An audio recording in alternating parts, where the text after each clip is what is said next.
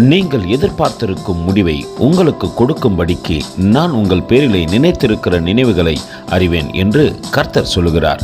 அவைகள் தீமைக்கல்ல, சமாதானத்திற்கு ஏதுவான நினைவுகளே.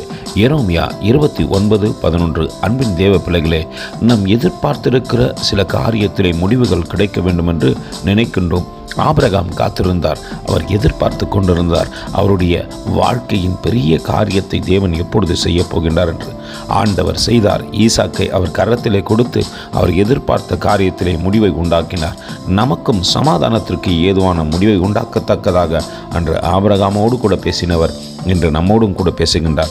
அவருக்கு முன்பாக தாழ்த்தி தரை மட்டும் ஒப்பு கொடுப்போமா? கர்த்தர் தாமே உங்களை ஆசீர்வதிப்பாராக. ஆமேன். எங்களோடு கூட இணைந்து ஊழியம் செய்ய விரும்பினார் இந்த வார்த்தைகளை மற்றவர்களுக்கும் பகிர்ந்து கொடுங்கள். இது ராஜ்யத்தின் சுவிசேஷம்.